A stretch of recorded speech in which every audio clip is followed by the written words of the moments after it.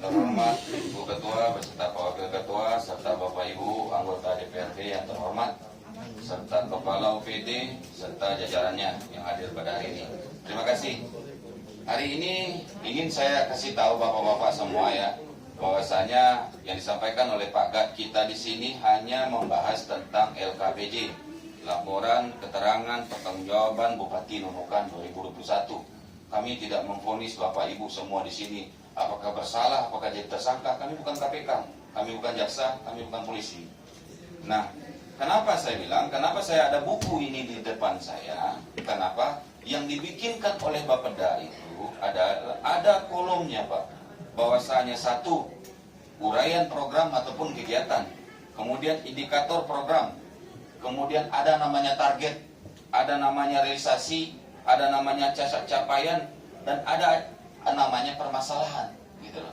Nah, sebagai contoh Pak Mukhtar, ya kan, jalan tani, gitu loh. Di sini tidak ada disebutkan bahwasanya jalan tani yang direncanakan untuk dibikinkan sawah itu berapa hektar, tidak ada di sini, Pak. Yang ada itu capaiannya untuk jalan tani sehingga bisa membawa hasil angkut dari petani itu sekian hektar, ada di sini. Tolong dibaca ini buku. Bukan kita membangunkan infrastruktur sawah, kemudian kita berngawang-ngawang 5 tahun lagi sawah itu akan sekian hektar di sana. Tidak, Pak. Yang namanya anggaran ini adalah capaiannya bagaimana meningkatkan ekonomi para petani yang ada, yang existing. Itu yang maksudnya kami, Pak.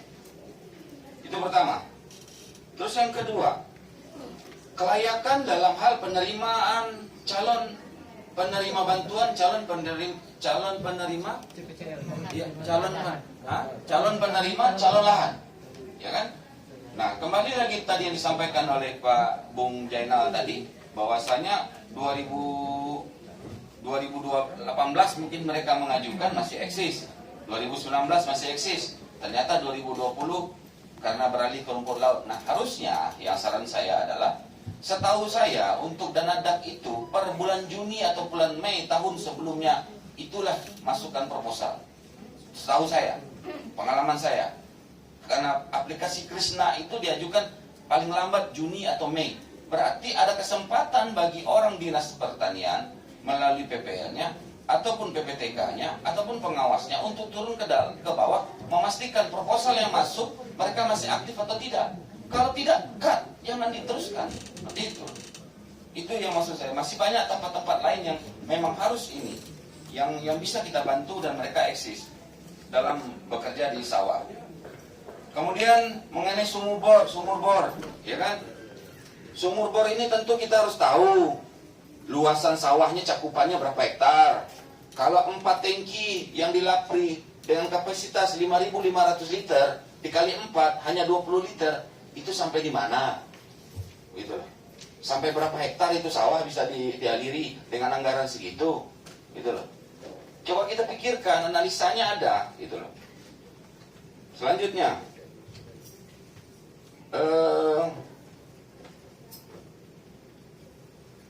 kemudian outputnya jelas, outcome-nya jelas, ya kan? Dalam penyusunan sebuah program, kita itu kan disebutkan outcome-nya apa, outputnya apa, gitu loh. Oh, gabahnya akan dihasilkan sekian ton, gitu loh. Oh, cabenya akan dihasilkan sekian ton. Kemudian di bidang hortik, di sini saya lihat nih bantuan durian, dua capaian tonasenya, gitu kan, kegiatannya Pak Sambio, ya kan?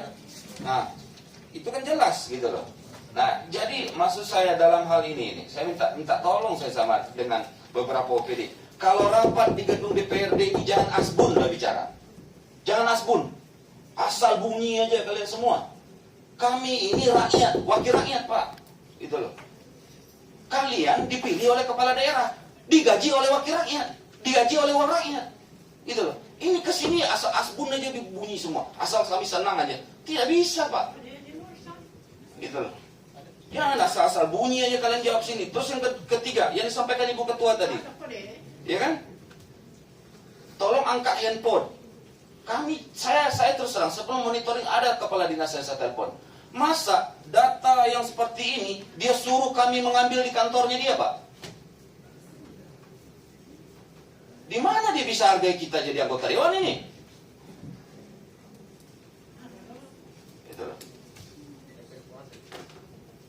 Kemudian yang terakhir, ya kan, kami di sini Pak bukan murid-murid Anda, ya kan.